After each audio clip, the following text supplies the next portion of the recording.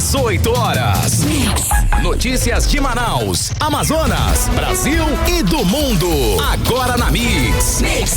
Muito boa noite para você, sintonizado em 100,7, dando sequência agora na programação da Mix, com o programa 18 horas. Estamos juntos até às 7 da noite. Eu, Karime Leão e Kennedson Paz. Boa noite, Kennedson. Olá, Karime Leão, muito boa noite para você. Boa noite a todos que acompanham aqui a nossa programação na 100.7 FM Rádio Mix Manaus. E, gente, participa do nosso programa, interage com a gente, manda aquela sua mensagem de texto para o nosso WhatsApp, que é o 994887592. E tá valendo também a sua participação para você que nos acompanha ao vivo pela live do YouTube. Manda sua mensagem de texto e segue a gente nas redes sociais. No @18horasnews. Trânsito. A gente já começa conversando com o repórter André Meirelles para saber como é que está o movimento do trânsito agora, 6 horas e 4 minutos na cidade de Manaus. Boa noite, André.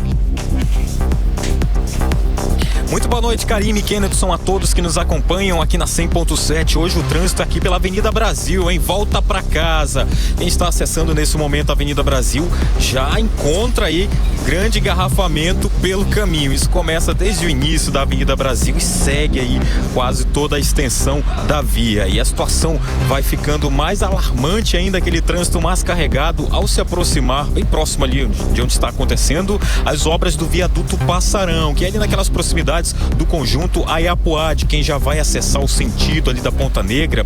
Trânsito carregado nesse momento, e essa situação também acaba refletindo de quem vem ali da Avenida São Jorge para trafegar para Coronel Teixeira, naquele semáforo ali que tem bem próximo do cruzamento da Avenida Brasil. Esses trechos estão bastante carregados aqui, muitos veículos na via nesse momento, deixando agora o trânsito bastante concorrido e congestionado aqui por essa região. Karime, Kennedson.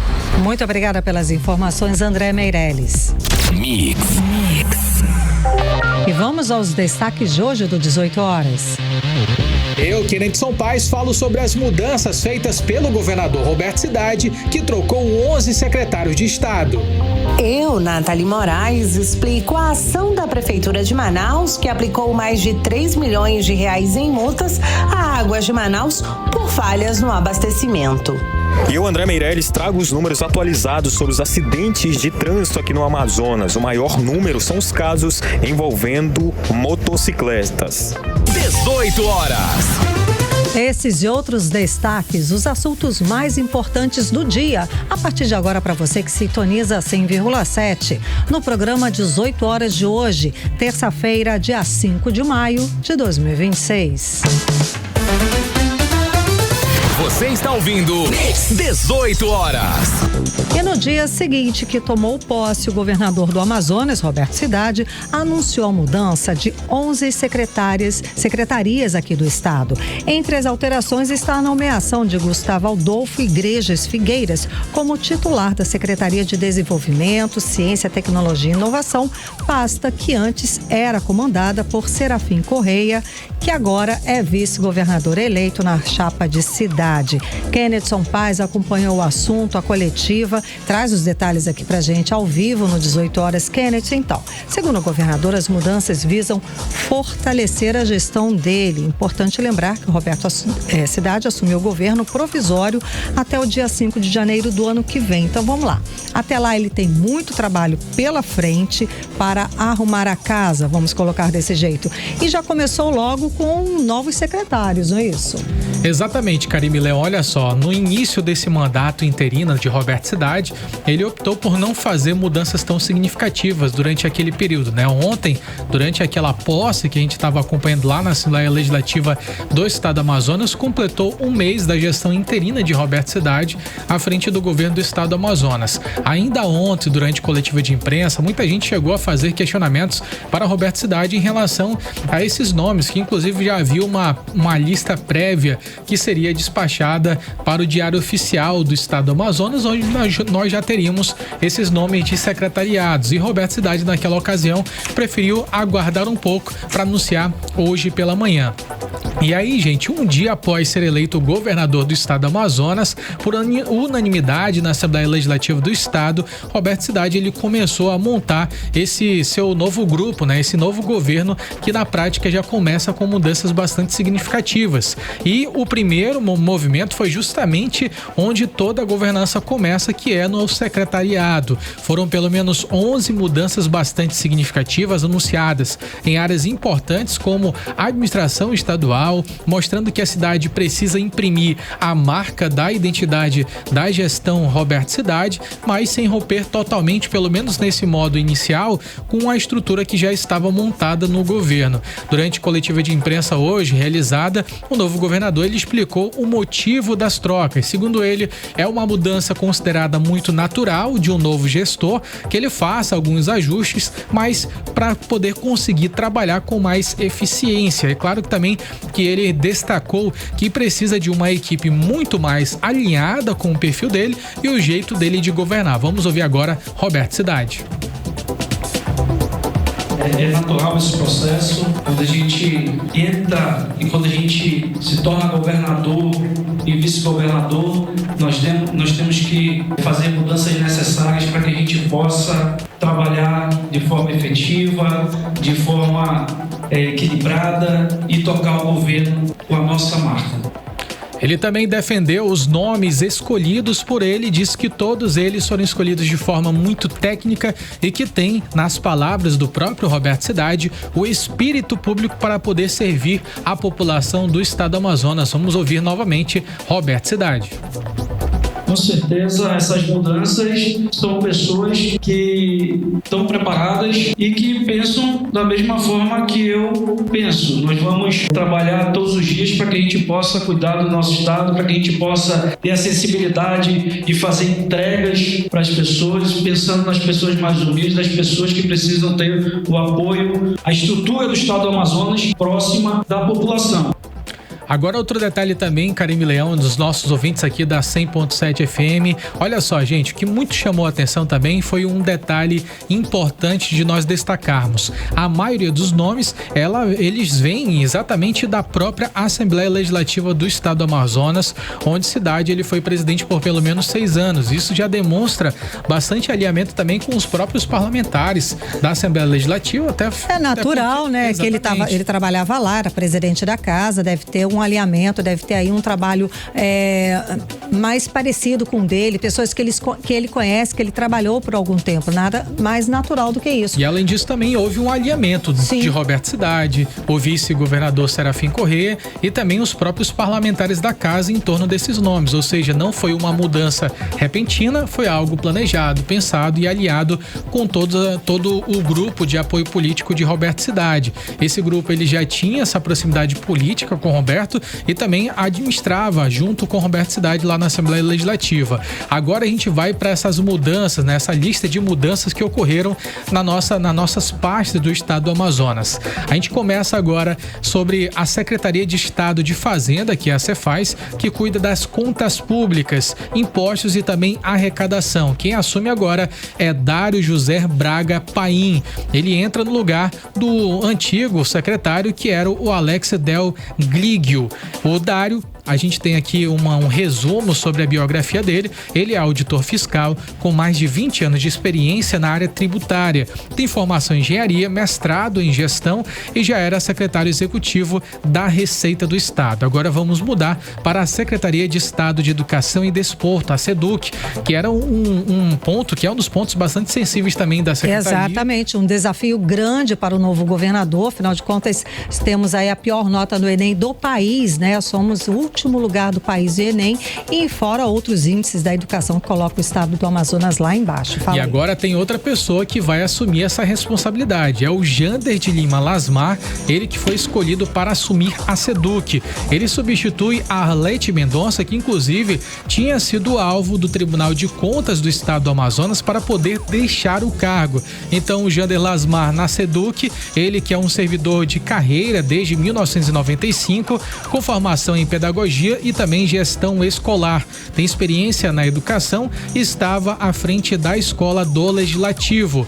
Agora vamos mudar para a Secretaria de Desenvolvimento Urbano e Metropolitano, a SEDURB, que atua em obras e planejamento das cidades. Assume agora o Júlio César Lamberg Soares Neto. Ele também vai acumular uma outra função da Unidade Gestora de Projetos Especiais, a UGPE, que troca grandes obras e também projetos projetos estratégicos do estado do Amazonas. O Júlio Lambeck, ele é contador de carreira, ele também tem MBA em auditoria e licitações, tem experiência em obras de grande porte e já comandou licitações na Assembleia Legislativa do Estado.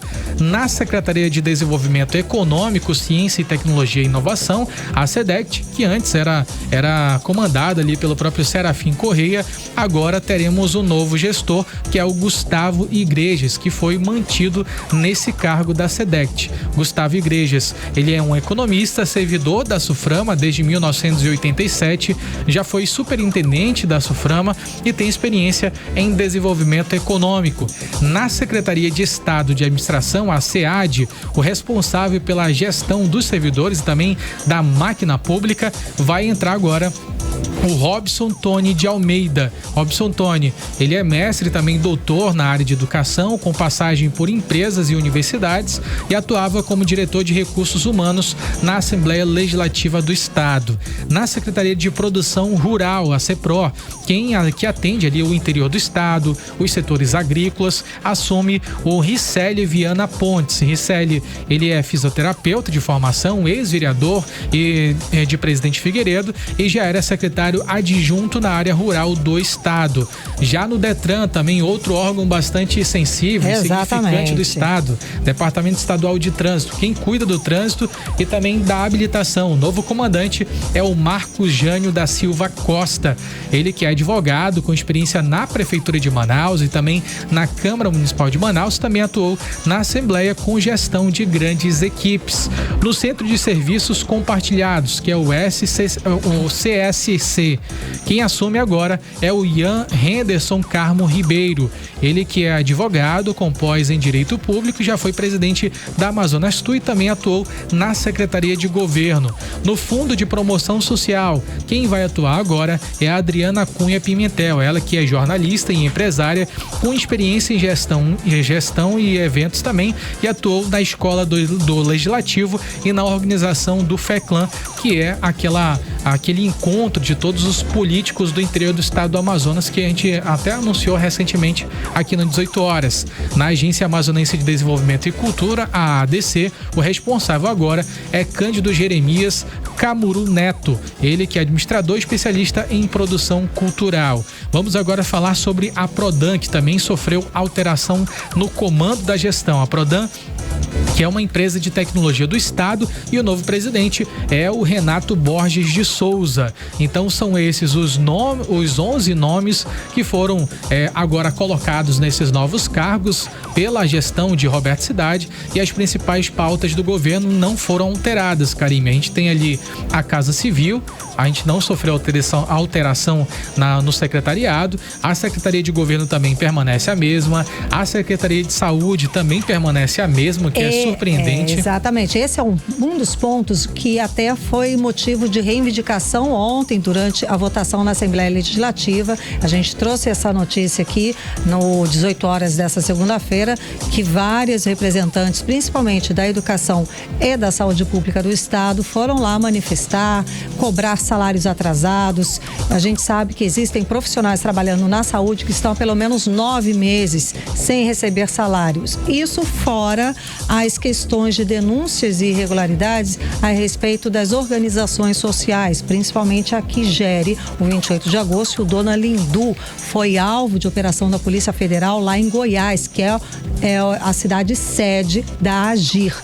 Temos também informação que funcionários que trabalham para a Agir aqui no 28, no Dona Lindu, também seguem sem receber os salários em dia. Ou seja, isso sem falar das estruturas, sem falar do SECOM, que a gente já trouxe, você já trouxe pra gente, né, Kenner? São várias situações de pessoas precisando suspender o tratamento de câncer por falta de insumos, ir para casa, e a gente sabe que é uma doença agressiva e que se você interrompe o tratamento, isso pode prejudicar e piorar ainda mais o quadro de saúde desse paciente. Ou seja, a saúde pública do estado do Amazonas é, sem dúvida, um dos principais pontos, um dos maiores problemas que o novo governador vai assumir e vai ter que gerenciar, né? Exatamente, é uma das principais pautas também que pelo menos ele tem declarado ainda ontem durante o processo de posse. Ele destacou bastante em relação à saúde pública do estado do Amazonas, não apenas aqui na capital, mas também no interior do estado, e destacou um ponto mais específico ali em relação àquelas mães que têm filhos atípicos, filhos com TEA, ou seja, ele destacou bastante essa inclusão na saúde pública, e é um ponto bastante interessante. Também não houve mudanças, Karime, na segurança pública, que continuam com os mesmos comandos. Não significa, é claro, que não vai haver mudança nos cargos. Sim. Não significa que essas pessoas atualmente elas vão permanecer no cargo. O governador ele foi muito claro ao afirmar hoje, abre aspas, outras mudanças vão acontecer, mas com responsabilidade, fecha aspas, palavras do próprio Roberto Cidade. Outro ponto que chamou bastante atenção também foi em relação à situação financeira do estado do Amazonas, que precisa nesse momento ser equilibrada, fator que motivou a cidade a colocar exatamente o Dário José na Secretaria de Fazenda. Vamos ouvir o que disse o Roberto Cidade em relação a justamente a segurança financeira do nosso estado e o que ainda precisa melhorar. Só de credores, empresas que devem ao governo do estado do Amazonas, tem um débito de mais de 12 bilhões de reais. O Dario, ele é um homem preparado, que eu tenho certeza que ele vai nos ajudar para que a gente possa cobrar desses devedores, para que a gente possa cumprir a nossa meta fiscal e honrar os nossos compromissos que a gente assume do governo do estado do Amazonas. Ou seja, com a previsão de baixa arrecadação para este ano, a meta da equipe com certeza será nessa recuperação de recursos para poder equilibrar as finanças. Quem também comentou sobre esse assunto foi o vice-governador Serafim Correia, ele que tem bastante propriedade quando se fala em controle financeiro e traz pra gente um panorama do que vai acontecer nesses próximos dias do estado em relação a este tema. Vamos ouvi-lo. Nós pretendemos, nos próximos dias, dar uma sacudidela para tentarmos melhorar a arrecadação e reduzir despesa através do equilíbrio de determinados contratos que são de maior valor. No encerramento da coletiva de imprensa, Roberto Cidade reforçou as metas de avanço para o estado do Amazonas. Vamos ouvi-lo novamente. Podem esperar que nós vamos trabalhar duro, vamos trabalhar incansavelmente para que a gente possa avançar nessas pautas, para que eles possam fazer uma grande gestão. Eu, como gestor que sou, eu trabalho muito, eu todos os dias me dedico diariamente e tocar a minha marca do governo, minha e do nosso vice-governador Serafim Correia.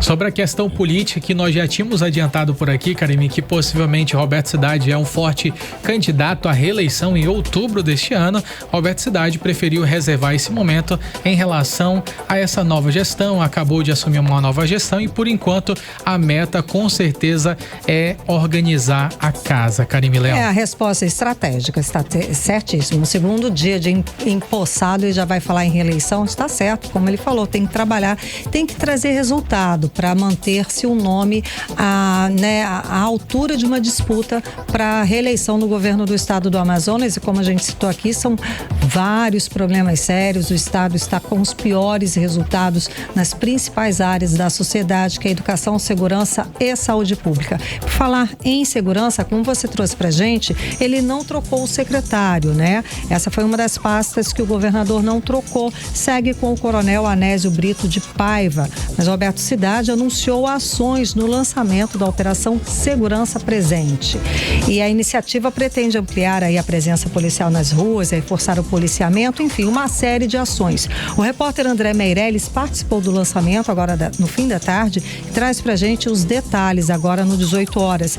Boa noite, André. O governador anunciou também novos investimentos em tecnologia e estrutura.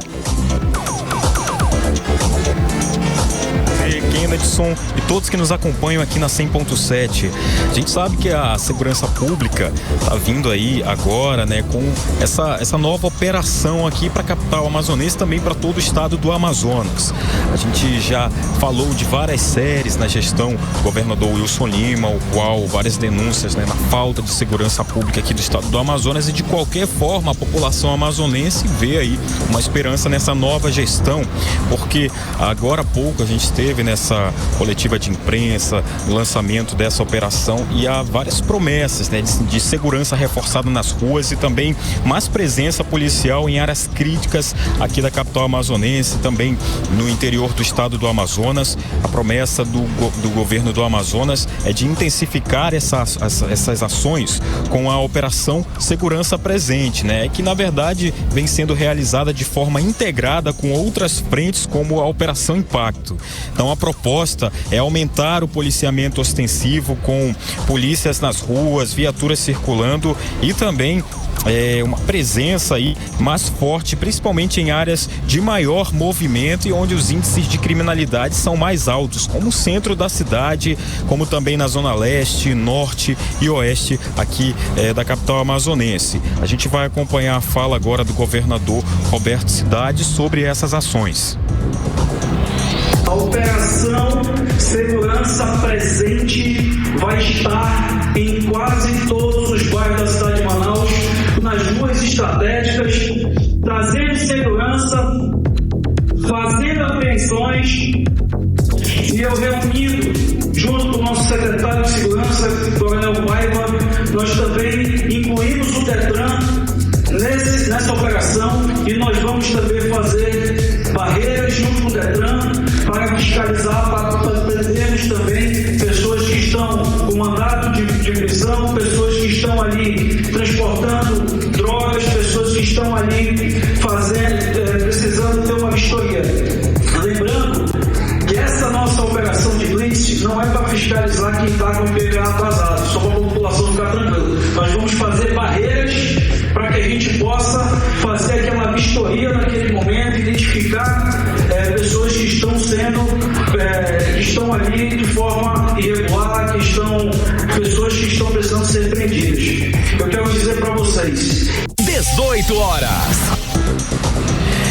Como o governador Roberto Cidade disse, né, essa força-tarefa ela reúne vários órgãos, entre eles a Secretaria de Segurança Pública do Amazonas, a Polícia Militar, Polícia Civil, Corpo de Bombeiros e o Detran. Agora vai estar integrado a Secretaria de Segurança Pública para fazer essas operações. Essas operações, como o governador explicou, não são aquelas operações de blitz que vai parar o veículo, está com IPVA atrasado, vai ser multado, vai ter o carro guinchado. Não, vai ser uma operação de, por exemplo, tá dirigindo um carro, tá portando arma né, de fogo ali, tá, por exemplo, levando drogas ali naquele veículo, materiais ilícitos, tudo isso vão ser feitos aí, essas operações vão ser feitas justamente para isso, né? Essas situações, até mesmo daqueles crimes que acontecem aqui na capital amazonense, onde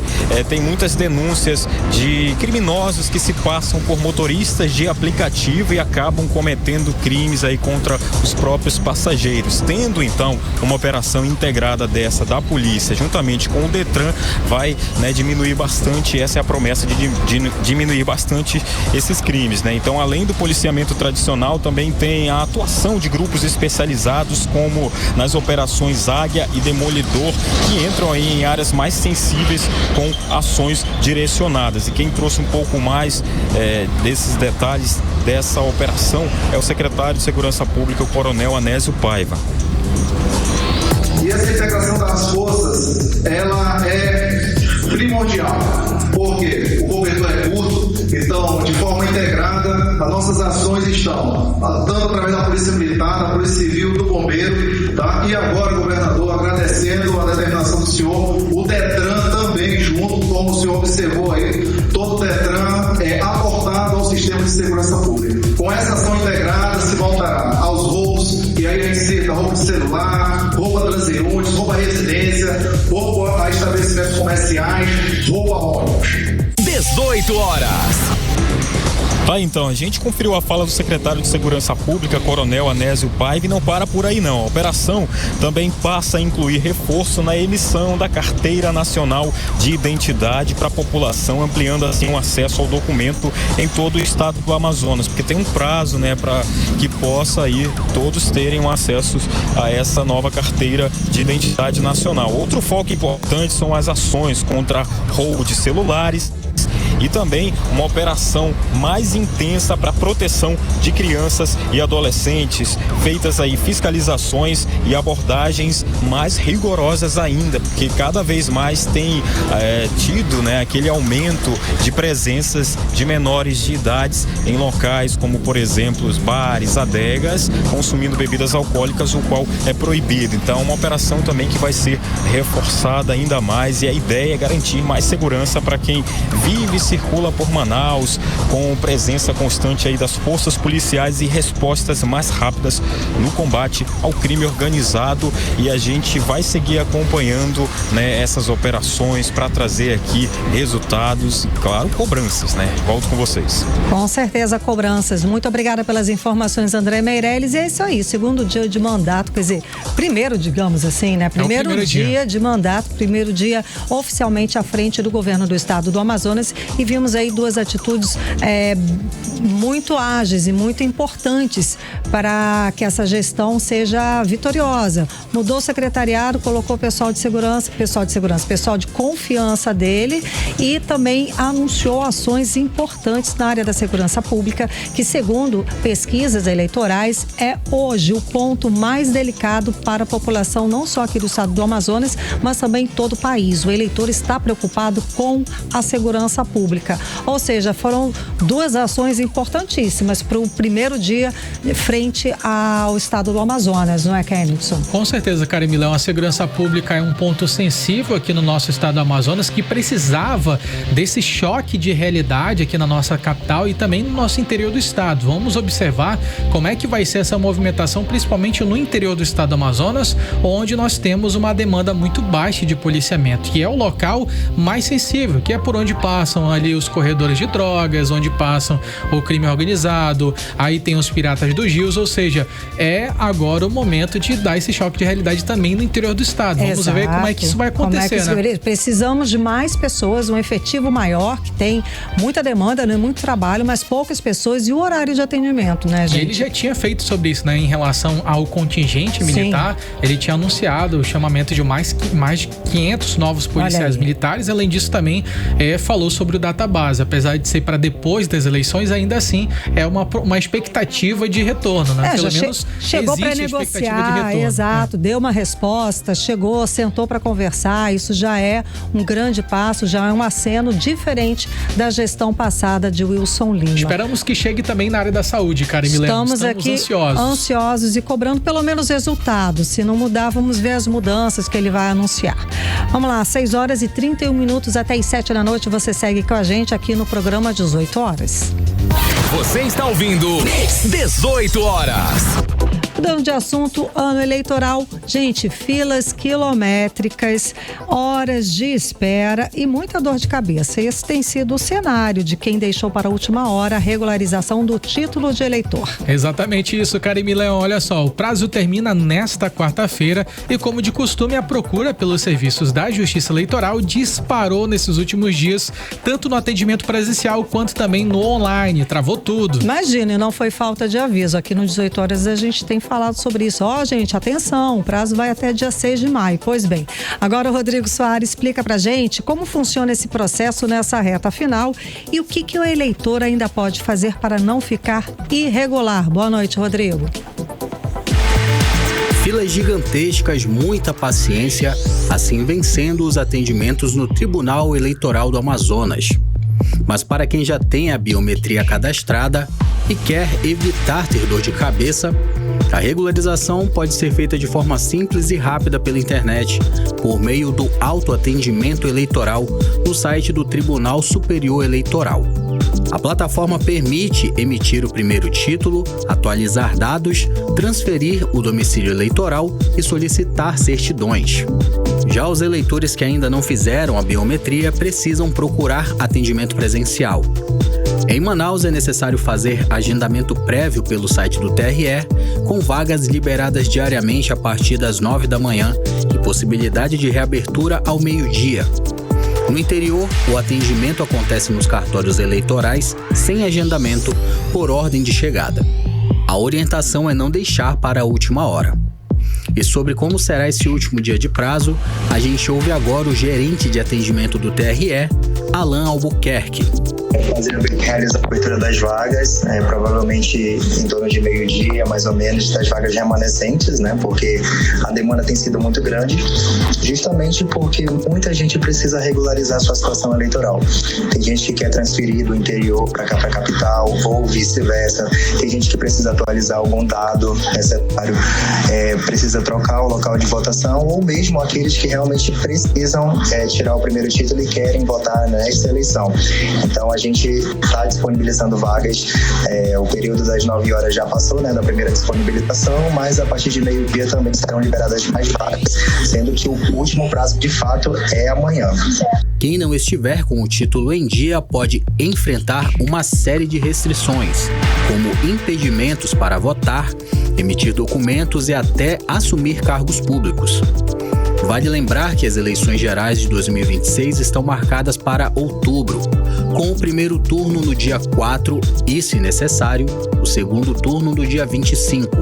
Por isso, a orientação é aproveitar as últimas horas de atendimento, seja online ou presencial, para garantir o direito ao voto. Volto com vocês. Você está ouvindo 18 horas.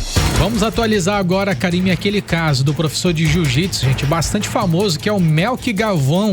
Ele foi preso no dia 28 de abril, depois de denúncias graves de abusos sexuais. Pois é, agora, Kenneth, uma nova denúncia trouxe pra gente novos relatos. A atleta Brenda Larissa Alves da Silva, de 27 anos, denunciou que por 17 anos foi vítima de abusos sexuais, físicos e psicológicos. Quem traz pra gente os detalhes a respeito dessa atualização é o repórter André Meirelles. Boa noite, André. Muito boa noite, mais uma vez, Karine, Kennedson, a todos que nos acompanham. É isso mesmo, o treinador de jiu-jitsu, o Melk Galvão, que também é investigador da polícia, foi aí detido nessa semana, já havia sido preso no passado e acusado pelo Ministério Público aqui do estado por homicídio qualificado.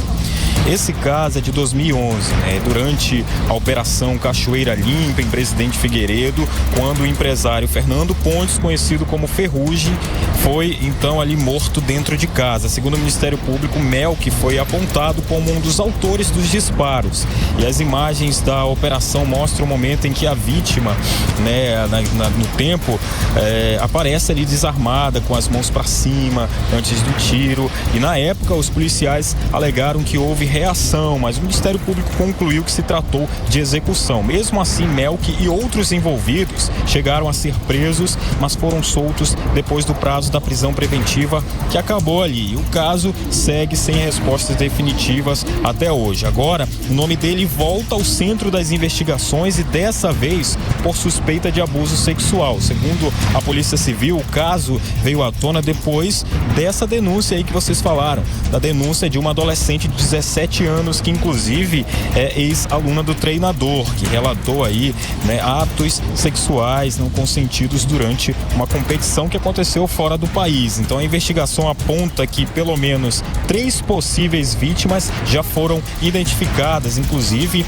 uma que teria apenas 12 anos na época dos fatos. Segundo a polícia, existe até uma gravação em que o investigado tentaria evitar que o caso fosse denunciado com promessa aí de compensação financeira. Então, acontece agora que essa prisão temporária, ela foi decretada pela Justiça e mandado de busca e apreensão foram cumpridos em endereços ligados a ele. Então, o caso ele tem essa repercussão forte dentro e também fora do esporte, porque Melk, ele é conhecido no jiu-jitsu e também pai do campeão Mica Galvão. Então, nas redes sociais, o atleta disse que vive um momento difícil, né? Ele defendeu, né, aí o filho dele, essa apuração rigorosa dos fatos e afirmou que repudia qualquer tipo de violência. A polícia segue investigando e não descarta o aparecimento de novas vítimas. Até agora, a defesa de Melk Galvão não foi localizada pelo nosso programa, mas a gente segue aí tentando localizar a defesa dele. Volto com vocês. Muito obrigada pelas informações, André Meirelles. Você está ouvindo 18 horas. Política. Vamos agora de política com Nathalie Moraes. Nathalie, então, com a saída de Roberto Cidade para assumir o governo do estado, surgiu a dúvida sobre o comando da Assembleia Legislativa do Amazonas. Hoje, quem está à frente interinamente é o deputado adjunto Afonso, que inclusive já confirmou candidatura. Nathalie, já existe uma data definida para a eleição de um novo presidente da casa? Muito boa noite para vocês, Karime, Kennedson e ouvintes.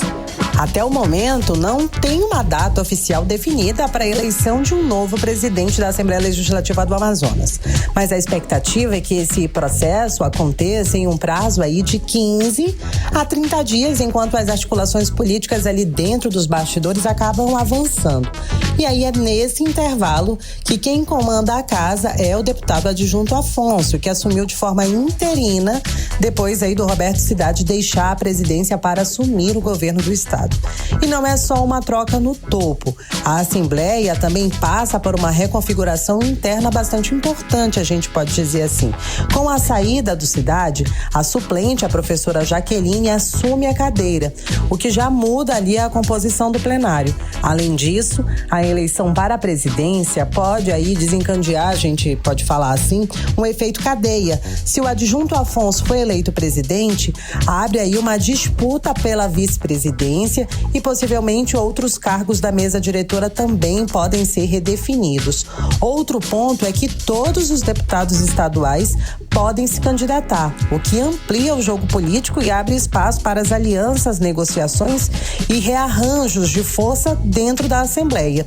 Isso porque a presidência da Aliança tem um peso estratégico e quem define as pautas, conduz as votações e tem influência direta na relação com o governador. Então, Karime, Kennedson e ouvintes, não existe um vácuo de poder, mas sim um momento de transição e reorganização dentro da Assembleia. E agora tem outro detalhe também, Karime. A Nathalie mencionou muito bem sobre esse período, né, que existe para poder haver uma nova eleição, só que ainda ontem, durante a cerimônia de posse, o deputado adjunto Afonso, ele foi muito questionado em relação ao futuro da presidência da Assembleia Legislativa do Estado. E o adjunto Afonso, ele fez questão de frisar várias vezes de que ele poderia permanecer como o presidente interino da casa por tempo indeterminado. Ele deixou isso muito claro, e por várias vezes ele mencionou. Só que muita gente da imprensa fez perguntas, olha, mas se tiver uma eleição, o senhor já é o candidato? E aí ele disse que naturalmente ele já é o pré-candidato a permanecer no cargo de presidente da Assembleia Legislativa. E é claro que ele condicionou essa decisão de permanecer no cargo de acordo com seus pares. Na situação, na questão de adjunto Afonso, para ele está no cargo e vai permanecer. Essa é a visão dele a respeito sobre a Leão. Só que a questão é, Karime, que outros deputados também querem assumir a presidência. Pois é, e o que fala a legislação da casa? É obrigatório ter uma nova eleição ou ele pode seguir interinamente até janeiro do ano que vem, até 5 de janeiro do ano que vem? Ele pode seguir normalmente, só que aí o que acontece é que vai haver uma pressão da casa. Os parlamentares que quiserem propor essa ideia vão poder pautar, vão poder colocar em pauta, vão poder colocar ali no seu tempo de tribuna, solicitando para que haja uma nova eleição. Por mais que isso pareça um pouco complicado, porque você vai estar falando com um presidente interino lá e pedir, olha, temporário, e pedir uma nova eleição. Olha, eu não quero que vai acontecer. Continue, quero me candidatar e quero abrir aqui para novas eleições. É possível. Afinal, todos eles querem um prestígio, né? Afinal, todos eles querem disputar esse prestígio de estar à frente da Assembleia Legislativa do Estado. É uma pasta muito importante no nosso Estado, né? O Poder Legislativo. Então, de fato, existe essa questão. Possibilidade de Por mais que adjunto fale que vai permanecer por tempo determinado, muitos outros deputados, não, eu também quero essa vaga aí. Ou seja, vai depender aí dos ajustes políticos que ele fizer com os outros deputados. Exatamente. Né? Vamos seguir. Nathalie, então, o prefeito Renato Júnior, ele intensificou a fiscalização. Gente, escuta essa, ele aplicou mais de 3 milhões de reais em multas contra a Águas de Manaus, por falhas no abastecimento. Nathalie, essa postura mais rígida pode trazer resultados práticos para a população? Olha, Karime, Kenneth e ouvintes, os riscos de os problemas continuarem existem sim. Mesmo com essa postura mais rígida adotada agora pelo prefeito Renato Júnior, questões como a falta d'água, a baixa pressão, obras mal executadas não são resolvidas, a gente sabe assim, de forma imediata. O que acontece agora é uma pressão maior em cima da concessionária Águas de Manaus, com a atuação mais forte da agência reguladora, que é o órgão responsável, a AGEMAN, de regular ali todos os serviços públicos concedidos na cidade. Um desses serviços é o abastecimento de água e o esgoto sanitário. É essa agência, inclusive, que faz as vistorias, recebe ali as denúncias e notifica a empresa. Só que muita gente reclama que muitas vezes essa empresa não está fazendo seu serviço da maneira correta.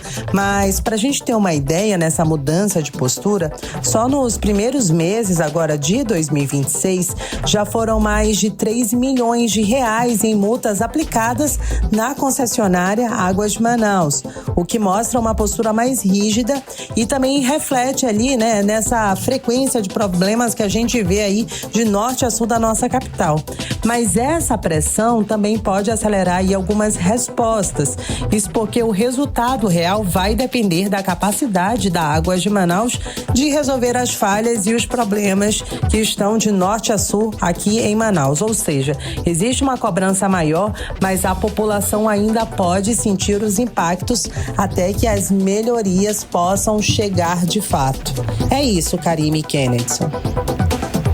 Muito obrigada pelas informações. Agora em Manaus, 6h49. 44 minutos. Você está ouvindo 18 horas. Daqui a pouco, no 18 horas, eu, Rodrigo Soares, trago o alerta do Instituto de Pesos e Medidas do Amazonas na hora de comprar o presente do Dia das Mães. É nosso assunto em instantes.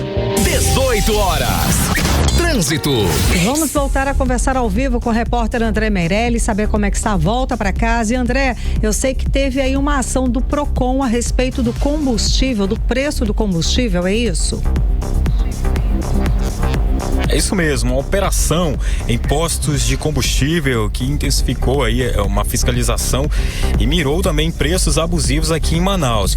Essa ação aconteceu hoje, né, e faz parte de uma força-tarefa nacional aí para proteger o consumidor. Essa é a Operação Consumo Seguro, que reuniu vários órgãos, como a Polícia Civil, o Procon Amazonas e o Instituto de Pesos e Medidas, o IPEM, com foco principal na fiscalização de postos de combustível e também estabelecimentos comerciais. Seu objetivo foi para evitar abusos, garantir que o consumidor não seja lesado e também identificar irregularidades como produtos fora do prazo de validade e possíveis fraudes na venda de combustíveis. Durante as ações, as equipes verificaram se as bombas estavam marcando corretamente a quantidade de combustível, além de analisar a qualidade do produto e o histórico de preços praticados pelos postos. A operação não ficou só na capital. As fiscalizações também aconteceram em Presidente Figueiredo, ampliando o alcance ali na região metropolitana. O diretor do Procon Amazonas, Jalil Frache, disse que essa atuação integrada dos órgãos fortalece a fiscalização e também aumenta ali a proteção para quem consome. Vamos acompanhar. A operação consiste numa coordenação da Secretaria Nacional de Segurança Pública, que pede apoio dos órgãos de defesa do consumidor e, claro, da Polícia Civil, para a realização dessas ações dentro dos postos de combustível. A ação visa garantir não só o preço justo, o preço que não seja cobrado de forma abusiva, mas também a qualidade, a quantidade, se está sendo vendido e entregado na bomba exatamente o que o consumidor tem pago. Então, todas as ações ações relacionadas a postos de combustíveis estão ocorrendo no estado do Amazonas, como também em outros estados da federação, e nós vamos continuar intensificando as fiscalizações para garantir transparência e garantir que o consumidor amazonense não seja cobrado de forma abusiva. Também, todas as ações geram autos e esses autos são encaminhados aos órgãos de controle para a tomada das devidas providências. 18 horas.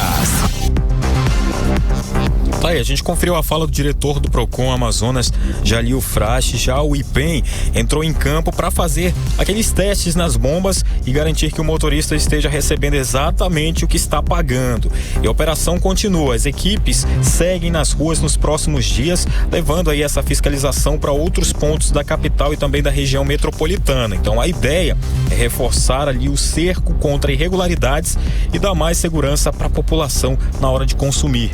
Volto com vocês. Muito obrigada pelas informações, André Meirelles. 18 horas. Previsão do tempo. Vamos saber a previsão do tempo agora com ela, Karime Leão. Gente, segue a chuva, viu? Leva o seu guarda-chuva, porque a previsão, segundo o Clima-Tempo para amanhã, é de sol bem cedo, tá? Com aumento de nuvens e pancadas de chuva no fim da manhã, à tarde e à noite, gente. A previsão é de temporal, tá? A temperatura mínima pode chegar a 24 graus e a máxima não deve passar dos 29 graus. As chances de chuva são de 87% e a umidade relativa do ar fica entre 76% e 97%. Mix.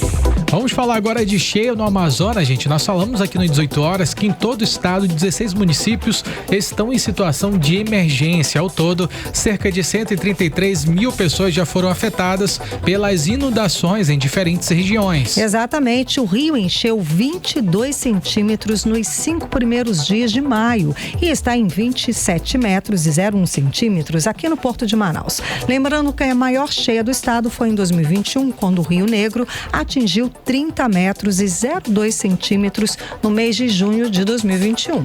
Hoje, a Prefeitura de Manaus intensificou o monitoramento da área urbana justamente por causa da subida no nível do Rio Negro e reforçou as ações integradas entre órgãos municipais para poder minimizar os impactos da cheia de 2026. Exatamente. Sobre isso, a gente volta a conversar ao vivo com o repórter André Meirelles, que tem os detalhes a respeito dessas ações da Prefeitura de Manaus. Boa noite mais uma vez, André.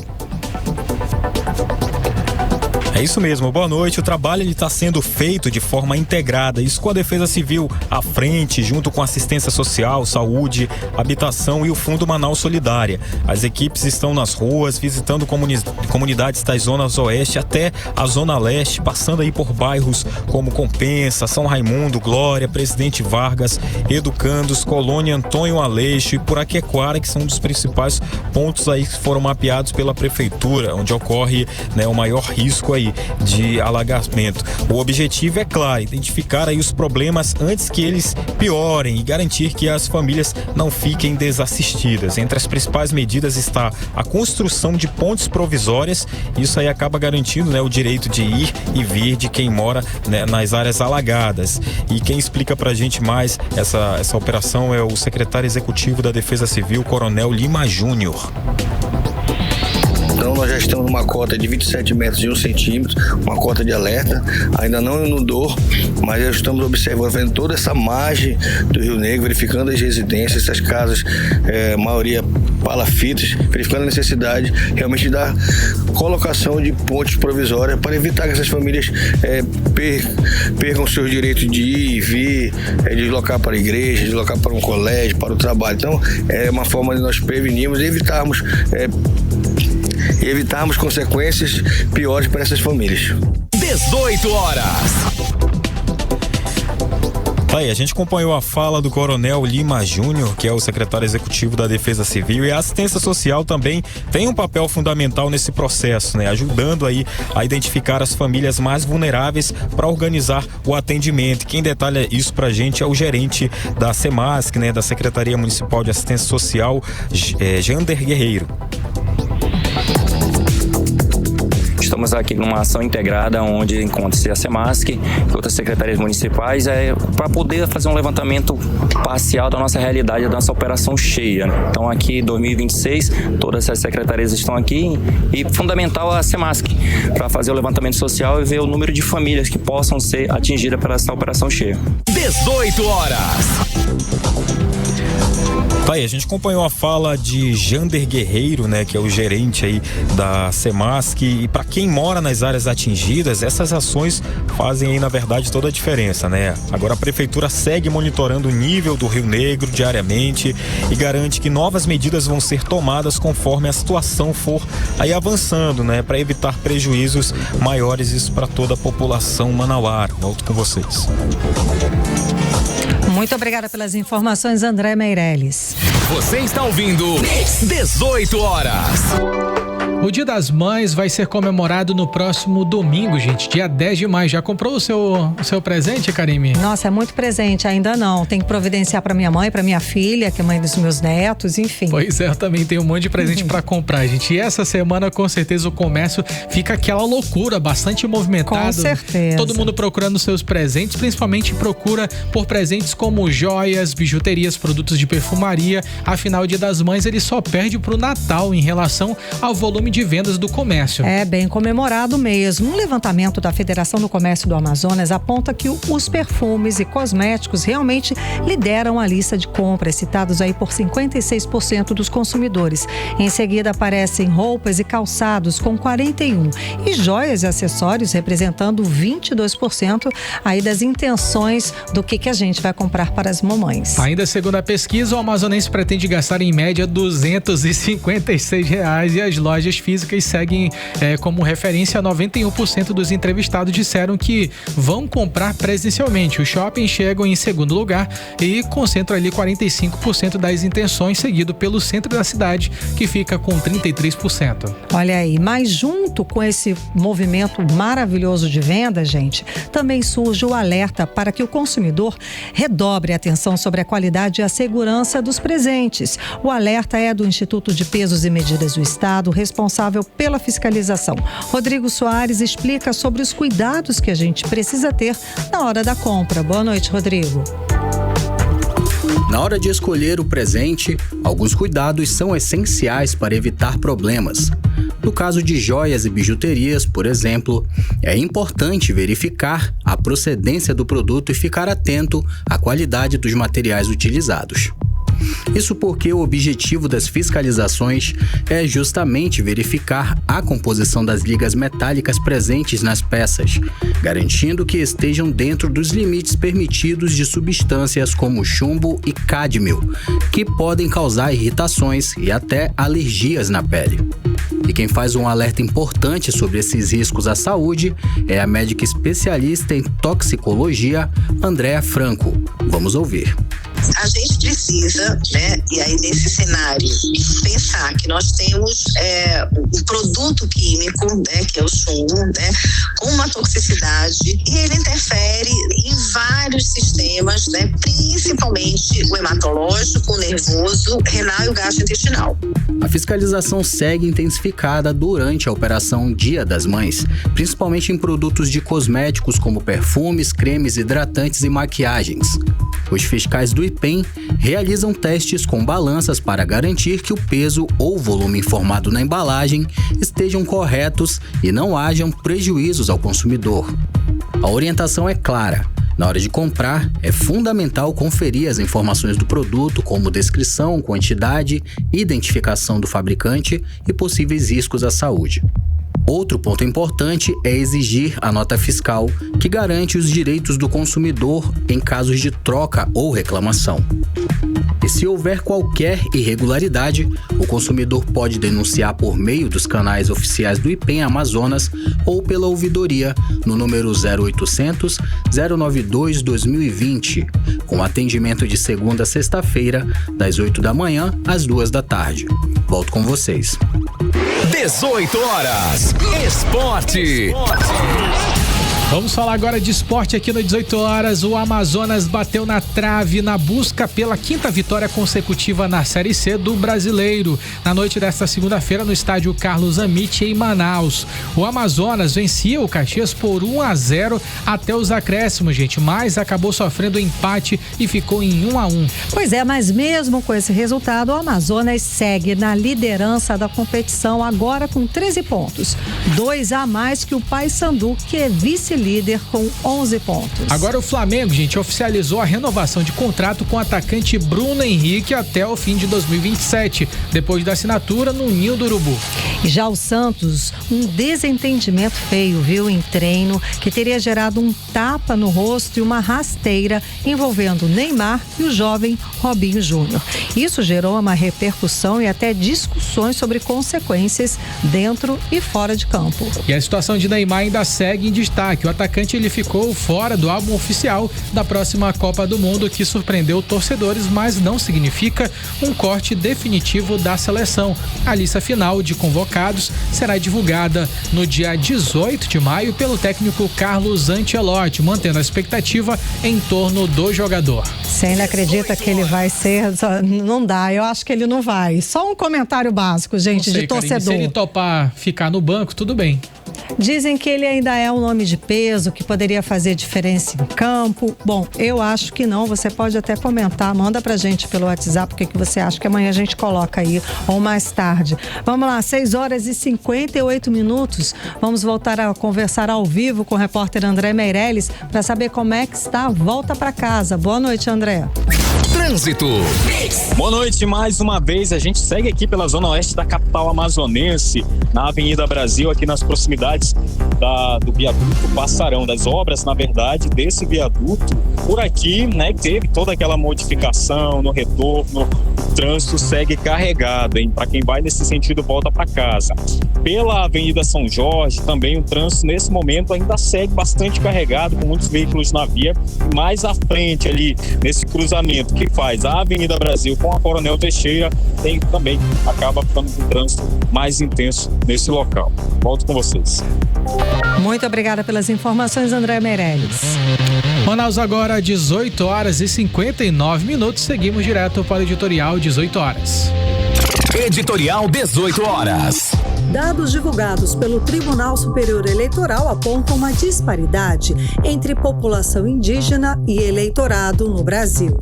Indica que o percentual de indígenas na população não se reflete nos índices do eleitorado e a faixa etária com maior disparidade entre a população e eleitorado indígena é justamente a de 15 a 19 anos.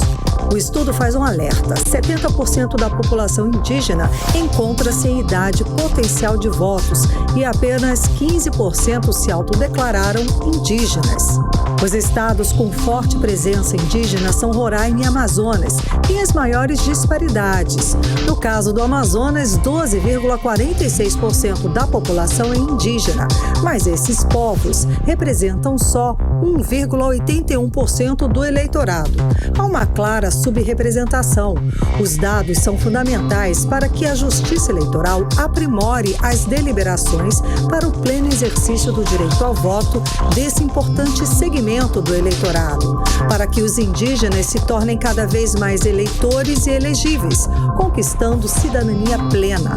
É preciso dar voz e vez às suas demandas para que possamos construir uma sociedade mais solidária, mais plural e mais justa. 18 horas.